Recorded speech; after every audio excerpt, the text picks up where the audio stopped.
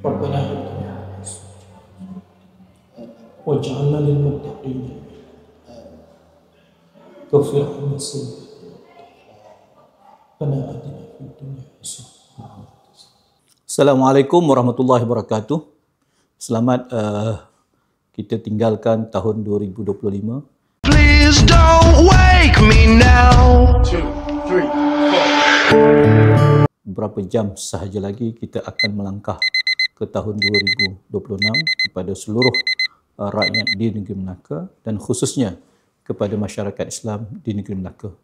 Alhamdulillah hari ini kita beberapa jam, sekarang jam 3.15 petang, saya berada di pusat zakat. Saya melihat ramai di kalangan pembayar-pembayar atau musaki sedang melaksanakan pelaksanaan zakat harta yang mereka perolehi pada tahun 2025 ini. Alhamdulillah. Jadi kepada pembayar-pembayar zakat, rebut peluang yang ada. Beberapa jam sahaja lagi pada hari ini sebelum berakhir jam 12 malam 31 hari bulan Disember tahun 2025. Tunaikanlah kewajipan berzakat di Zakat Melaka ataupun di ibu pejabat ataupun di pejabat-pejabat zakat daerah yang berdekatan dengan kediaman anda, ataupun menghubungi pegawai di pusat zakat untuk melaksanakan tadi. Kalau perlu sampai pergi ke rumah atas sebab keuzuran, maka pihak kami Zakat Melaka akan menyantuni pembayar-pembayar zakat ini. Jadi apa kelebihannya? Kita akan merapat kelarasan, iaitu pelarasan bersama lembaga hasil dalam negeri, khususnya kepada mereka yang mempunyai zakat simpanan yang cukup nisab haulnya kalau diambil pada tahun hijrah, ataupun zakat perniagaan atau zakat pendapatan atau segala jenis harta yang kita ada.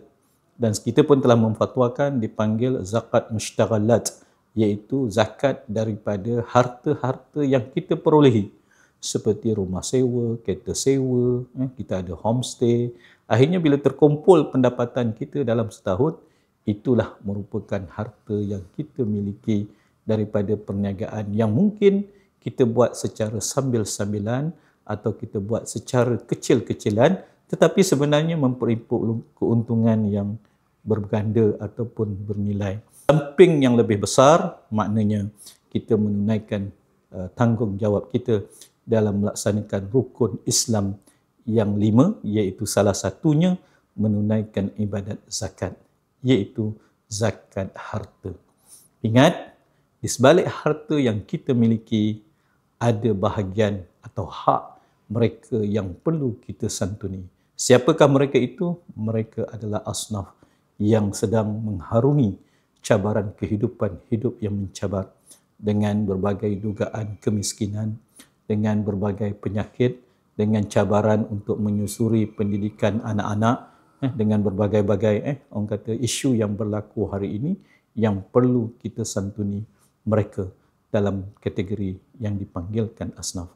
Jadi insya-Allah datanglah ke Zakat Melaka hari ini beberapa jam sahaja lagi untuk kita melaksanakan kewajipan zakat harta kita bagi tahun berakhir 2025 ini.